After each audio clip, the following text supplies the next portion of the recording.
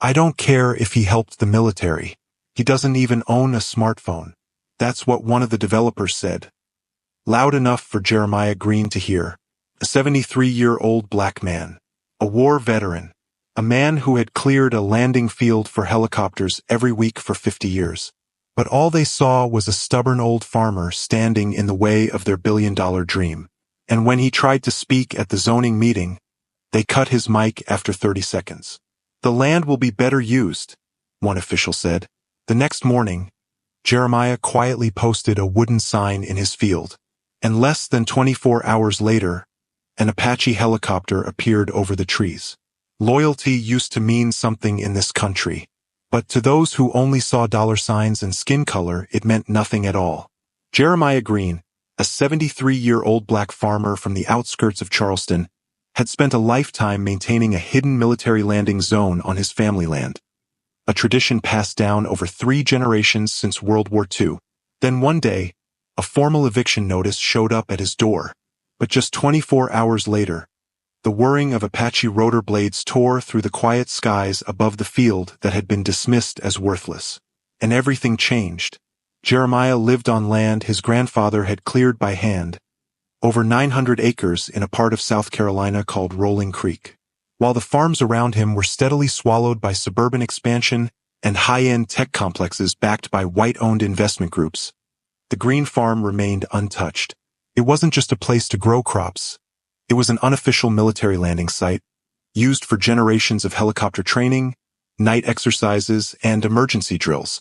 The southern field was known only to certain military crews, but they returned time and time again.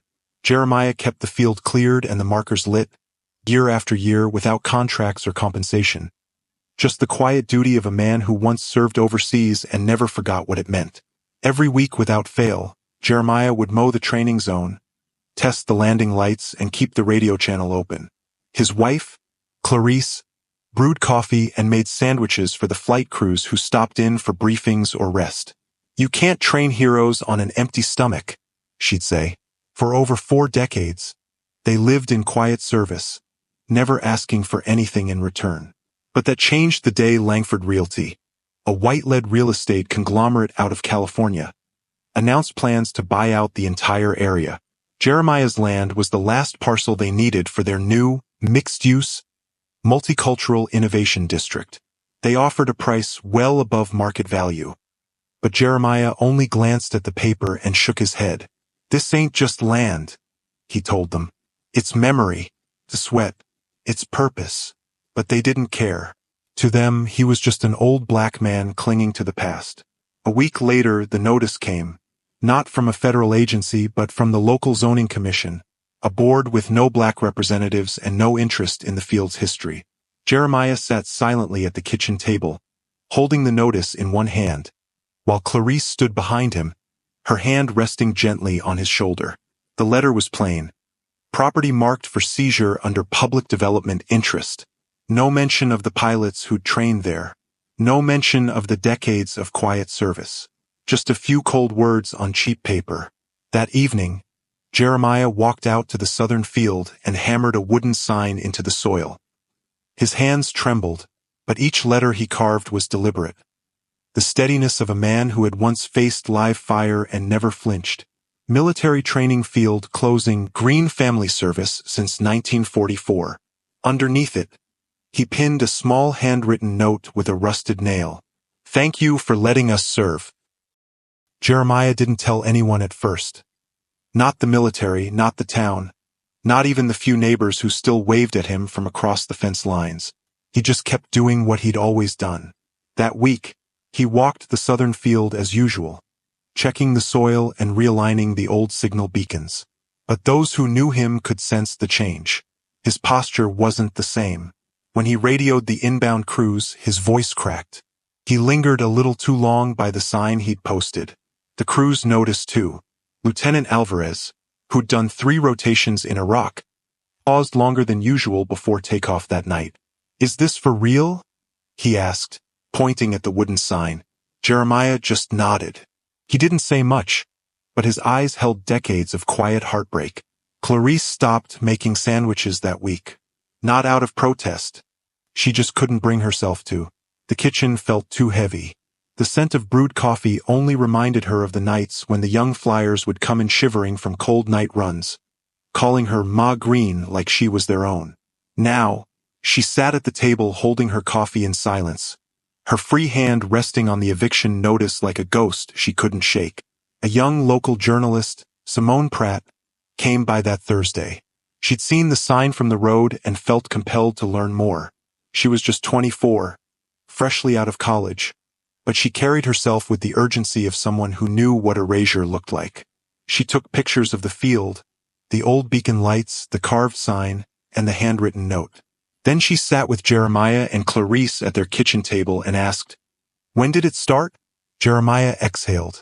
"My granddaddy offered this land in 1944. Army boys needed somewhere quiet to touch down back then. No paperwork, no spotlight. Just a handshake and duty. We never stopped." He told her how the training continued through Korea, Vietnam, Desert Storm. How his own father had kept the lights working with spare parts from junkyards.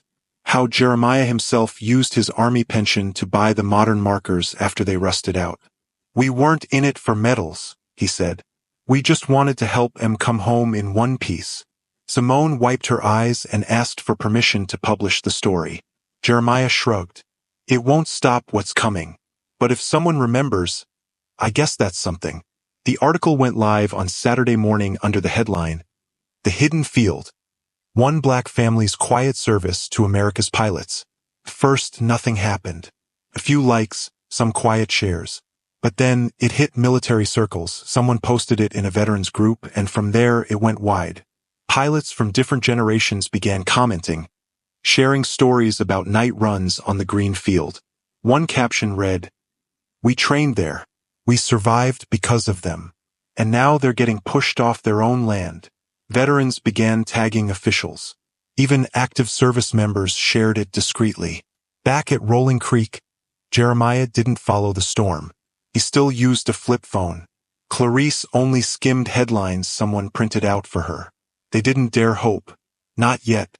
But change was coming fast, and from above. The article had barely been online for 48 hours before the pushback started. Langford Realty's legal team issued a formal statement calling the post emotionally charged misinformation and accused Simone Pratt of inciting anti-development hostility. The town's planning board stayed quiet, but several members anonymously told the local paper that the green property had no documented historic significance. It didn't matter that hundreds of military veterans had commented otherwise. In the eyes of the officials, it was just one more piece of undervalued land owned by an elderly black couple past their time. The next zoning commission meeting was packed, not with supporters, but with developers, bankers, and real estate agents, most of them white, who spoke in favor of moving the community forward. One even described the green land as blighted opportunity. Jeremiah and Clarice sat near the back of the room, watching in silence. They'd been told they could speak, but when Jeremiah stood and approached the microphone, the board chair gave him exactly 1 minute. He hadn't even finished recounting his father's role during the Vietnam years before the mic was cut off. "Thank you, sir," the chair said flatly. "We'll take your comments under advisement." Clarice reached out and gently pulled Jeremiah back to his seat, her hand wrapped around his. Outside the meeting, a local activist named Jordan Clay approached them. He was in his 30s, dressed in jeans and a field jacket, holding a folder thick with clippings and handwritten notes. "Mr. Green," he said, "I think they're trying to erase you on purpose." He told them he'd been documenting cases of black land loss in the region. Stories just like theirs. "They do this when they think no one will push back," Jordan said. "But they didn't count on you going viral." That night, he helped Clarice set up a GoFundMe page titled, "Keep the Green Field Alive." By morning, it had raised over $12,000. Still, it wasn't just the legal and political pressure that wore them down. It was the silence from the military. For days, Jeremiah waited by the radio, kept the lights on at the training field, and scanned the skies. No helicopters came, no messages. Clarice tried to reassure him, but each evening she saw it in his face, that slow withdrawal of hope. Maybe they just don't want the fight, he muttered one evening. Maybe we're on our own after all. Clarice, quietly strong as always, lit the stove and began slicing bread. Then we do what we've always done, she said. We keep the lights on, and we wait. But they weren't alone. Not entirely. One of the veterans who had trained at Greenfield, now a colonel, wrote a formal letter to the Pentagon.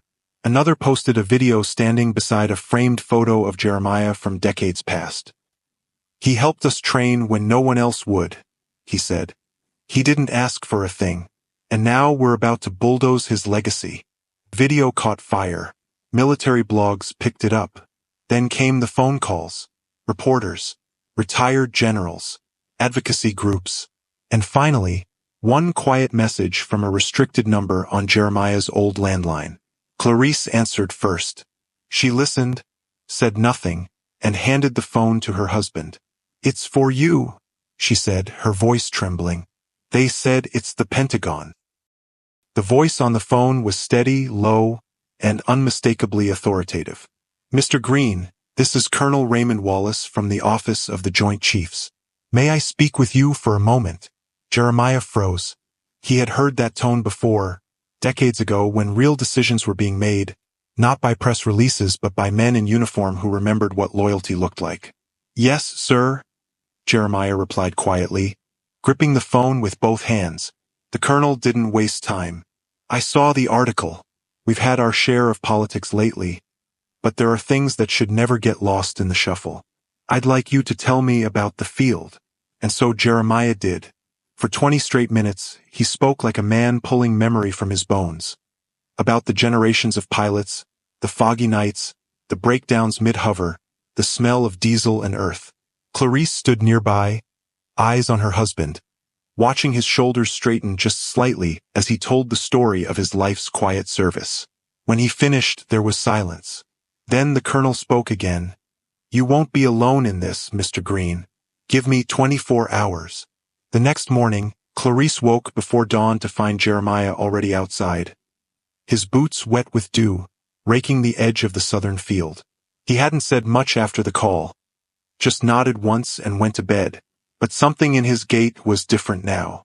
At exactly 9:07 a.m., the familiar hum of rotor blades returned to the skies over Rolling Creek. Clarice stepped onto the porch and shielded her eyes as a sleek Apache helicopter emerged beyond the tree line, followed closely by 3 Blackhawks in formation. They weren't just any aircraft. These bore Pentagon markings, and they were landing, one by one, in the field they had once dismissed. Jeremiah didn't move. He just stood at the edge of the markers, arms crossed, hat pulled low, waiting. From the Apache stepped 2 uniformed generals, one black, one white, both in full service dress, carrying leather briefcases and walking with a purpose that needed no introduction. One of them extended a hand. Mr. Green, he said, we're here on behalf of the chairman. Inside the Green kitchen, the same space where Clarice had once served soup to exhausted aviators, the general spread documents across the table. Clarice poured coffee out of habit. Jeremiah watched every word, every clause, every signature line. This agreement, one general said, formally designates Greenfield as a protected military training facility. From this point forward, no private entity can alter or acquire this land without a full military exemption. He slid the folder forward. You'd retain ownership. The Department of Defense would lease the training rights and compensate your family annually. We consider it overdue. Jeremiah's hands trembled slightly as he signed. Not from fear, but from the weight of what it meant. When the pen lifted, Clarice reached over and touched the edge of the paper like it was something holy. The chairman wanted us to tell you, the general said as he rose. Some things are worth more than money, and what your family gave this country can't be repaid. But we're going to try.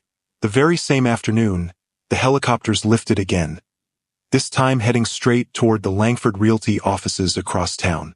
No press releases, just boots, badges, and federal orders in sealed folders. Inside the glass tower, developers froze mid-conference as Pentagon officials walked in unannounced. One executive stammered about existing contracts and project timelines. The lead officer didn't blink. "Those plans," he said, "have been superseded by national security interests." The silence that followed was deafening. By sundown, calls were already going out to other farmers. The neighboring Montgomery property, once scheduled for demolition, was to remain untouched, reclassified as an approved rest zone. The Wilson family's 200-acre parcel, home to an old emergency landing grid, received confirmation of its protected status. One by one, the overlooked, undervalued parcels of black-owned farmland in Rolling Creek were being saved. And at the center of it all was the man who had never stopped turning on the landing lights, even when no one was looking. The news traveled faster than expected. Within 24 hours, Greenfield wasn't just trending in military circles, it was on national headlines. Major networks picked up the story, spinning it as the hidden black farm that trained America's pilots. Commentators debated its meaning. Was it a miracle of preservation? A rare case of justice served? Jeremiah didn't care much for labels. All he knew was that the southern field was still his and now legally protected. But what struck him more was the shift in tone from people around town. Folks who had once looked past him now greeted him with long, awkward nods. The zoning commission, previously stone-faced and dismissive, issued a formal retraction of their order, citing re-evaluated community significance. Of course, no one apologized, but Jeremiah had long since learned not to wait for words that didn't come. Back at Rolling Creek, the field transformed almost overnight. Military personnel arrived with equipment, survey tools, and fresh navigational markers. A new antenna was installed. The field hadn't seen this much uniformed movement in decades. At one point, Clarice stood on the porch watching the bustle and whispered, "Your daddy would have smiled so hard seeing this." Jeremiah didn't answer, but she saw his shoulders relax in a way they hadn't in months. That week, a representative from the Department of Defense hand-delivered a bronze plaque. Designated Training Site Greenfield, established 1944, honoring generational service. It was heavy, simple, and perfect. Clarice placed it in the foyer above the framed photo of Jeremiah in uniform. The two looked like they belonged together. But the real shift came when invitations started arriving, not for parties or awards but for speaking. High schools, veteran groups, even a museum in D.C. wanted to showcase the story. Simone Pratt, the young journalist who had started it all, returned to the greenhouse with a small film crew.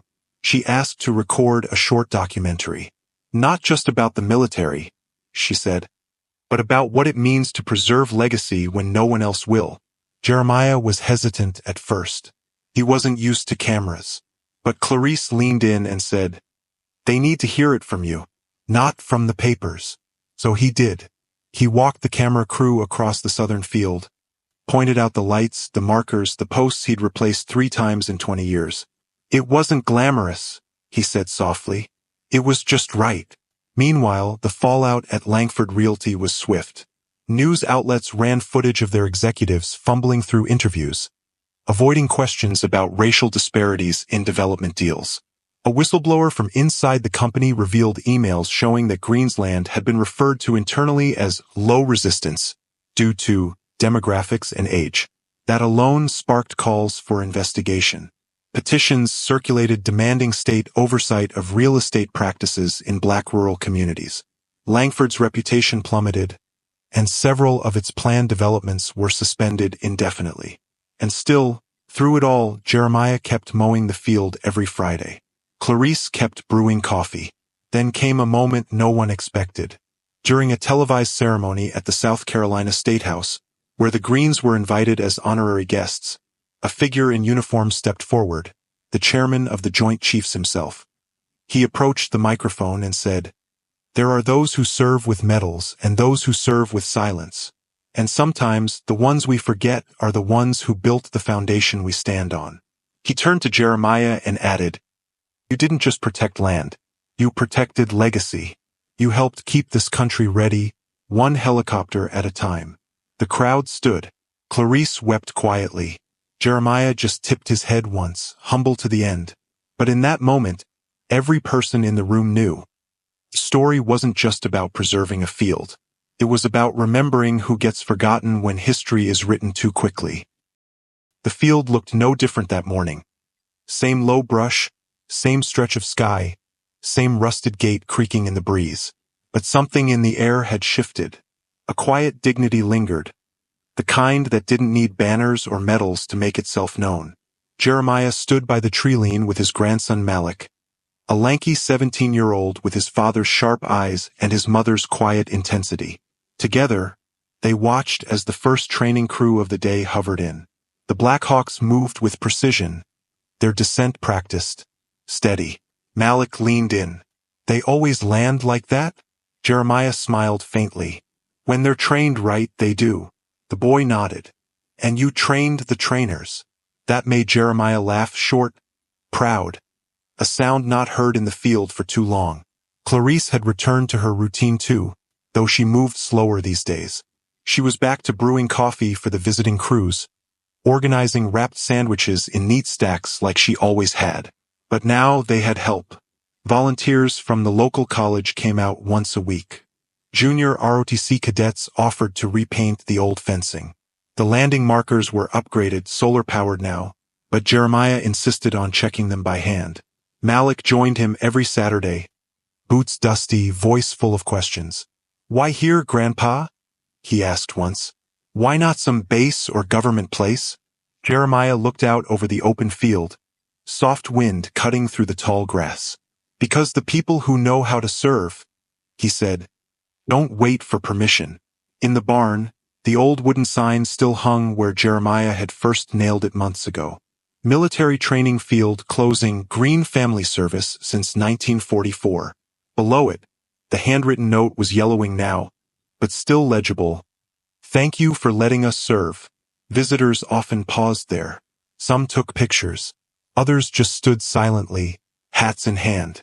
The barn had become a kind of informal museum, filled with photos of helicopters at dusk, thank you notes from pilots, and laminated news clippings about the land that refused to be erased. Malik once asked if they should replace the sign with the new bronze plaque. Jeremiah shook his head. "The fancy ones are for display. That one's for memory." And so it stayed, with splintering, nail-rusting, truth intact. That fall, Jeremiah was invited to speak at a national military readiness conference in Washington, D.C. Clarice came too, of course, and Malik wore his best button-down shirt, sitting front row between two generals. The room held more stars than a flag ceremony.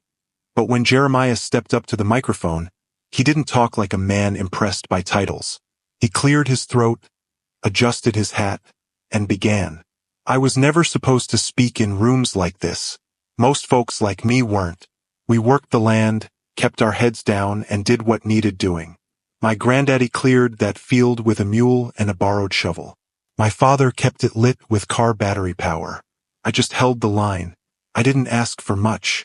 Just space for helicopters to land, and maybe for somebody to come home safe." He paused, eyes scanning the room. No one moved. What we had wasn't fancy. It wasn't official. But it worked. It trained pilots who fought in every war since Korea. Not because someone wrote a contract. Because someone remembered to keep the lights on. There was no applause, not yet. Just stillness. And then he added quietly, "So if you ever wonder whether quiet service matters, if you wonder whether someone notices when you do the work no one asks for, the answer is yes. Someone does. Eventually." And with that, he tipped his hat and walked off stage. Back home, life didn't change much. The field kept running. The lights stayed on. The name Greenfield began showing up in flight manuals and training briefings. Malik helped revise the landing protocols. Clarice kept making coffee. Jeremiah kept walking the edge of the field every evening, boots crunching through dust, listening for rotor blades he now recognized by sound alone. The story had gone full circle, not because it aimed to, but because truth has a way of circling back when you least expect it. And every time someone asked Jeremiah about the day the Pentagon called, he'd just smile, point to the lights and say, "They still work. That's what matters."